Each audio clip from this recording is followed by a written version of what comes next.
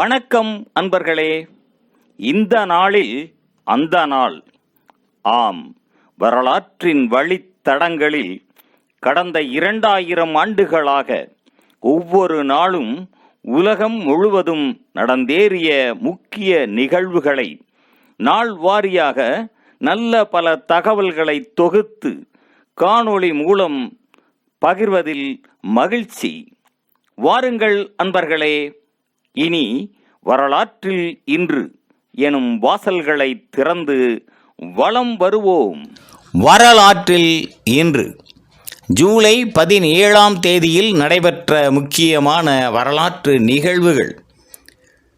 கிபி 180ஆம் ஆண்டில் வடக்கு ஆப்பிரிக்காவில் சில்லியம் நகரில் கிறிஸ்தவர்களாக இருந்த காரணத்திற்காக 12 பேர் தூக்கிலிடப்பட்டனர்.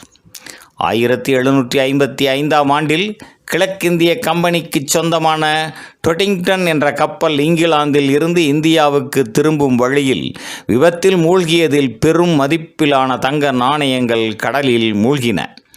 1902ஆம் ஆண்டில் வில்லிஸ் கேரியர் முதலாவது ஏர் கண்டிஷன் குளிர் ஊட்டியை நியூயார்க்கில் உருவாக்கினார்.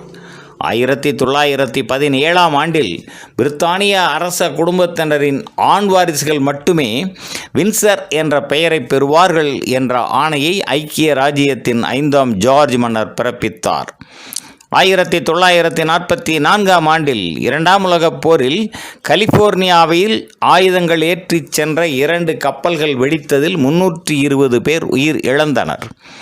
1953ஆம் ஆண்டில் அமெரிக்காவில் புளோரிடா மாநிலத்தில் விமானம் ஒன்று விபத்துக்கு உள்ளாகியதில் 44 பேர் உயிர் இழந்தனர்.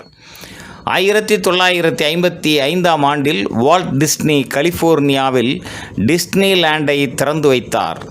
1967ஆம் ஆண்டில் நாசாவின் சர்வேயர் 4 ஆளில்லாத விண்கலம் சந்திரனில் சைனஸ் மெடை என்ற இடத்தில் மோதியது.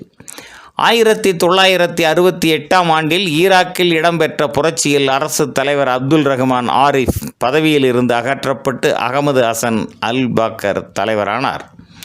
1975ஆம் ஆண்டில் அமெரிக்காவின் அப்பல்லோ விண்கலமும் சோவியத்தின் சோயூஸ் விண்கலமும் விண்வெளியில் ஒன்றாக இணைந்து கொண்டன. 2 நாடுகளின் விண்கலங்கள் ஒன்றாக இணைந்தது இதுவே முதல் தடவையாகும். 1981ஆம் ஆண்டில் அமெரிக்காவில் கான்சஸ் நகரில் நடைப்பாலம் ஒன்று இடிந்ததில் 114 பேர் உயிரிழந்தனர்.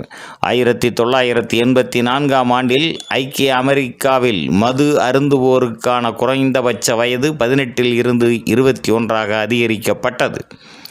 1994ஆம் ஆண்டில் பிரேசில் இத்தாலியை வென்று உலக கால்பந்து கோப்பையை பெற்றது. 1996ஆம் ஆண்டில் நியூயார்க்கில் லோங் தீவில் பாரிஸ் சென்று கொண்டிருந்த போயிங் 747 அமெரிக்க விமானம் வெடித்து சிதறியதில் அதிலிருந்து 230 பேரும் உயிர் இழந்தனர். 1998ஆம் ஆண்டில் பப்புவா நியூகினியில் 7 ரெக்டர் அளவு நிலநடுக்கம் மற்றும் ஆழி பேரலை காரணமாக 10 கிராமங்கள் அழிந்தன. 2700 பேர் உயிர் இழந்தனர். 1998ஆம் ஆண்டில் பன்னாட்டு குற்றவியல் நீதிமன்றம் ஒன்றை நிரந்தரமாக அமைப்பதற்கான உடன்பாடு ரோம் நகரில் எட்டப்பட்டது.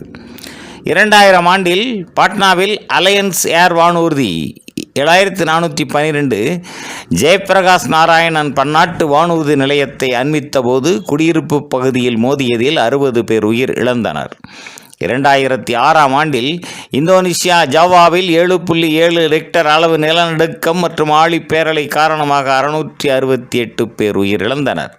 2006ஆம் ஆண்டில் இந்தியா சத்தீஸ்கர் மாநிலத்தில் தந்தேவாடா மாவட்டத்தில் எர்ராபோரே நிவாரண முகாம் மீது தீவிரவாதிகள் நடத்திய தாக்குதலில் 30 பேர் கொல்லப்பட்டனர். 2007ஆம் ஆண்டில் பிரேசிலில் விமானம் ஒன்று தரையில் மோதியதில் 199 பேர் உயிர் இழந்தனர்.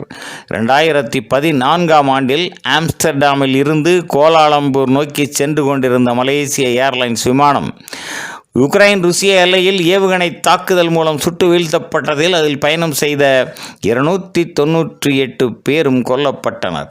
மேலும் ஜூலை 17ஆம் நாளானது ஸ்லோவாக்கியாவில் விடுதலை தினமாகவும் ஐக்கிய நாடுகள் சபையின் சர்வதேச நீதிக்கான உலக தினமாகவும் அனுசரிக்கப்படுவது குறிப்பிடத்தக்கதாகும். நன்று நண்பர்களே. மற்ற நாட்களுக்கான வரலாற்று நிகழ்வுகளை பிறிதொரு காணொளியில் காண்போம்.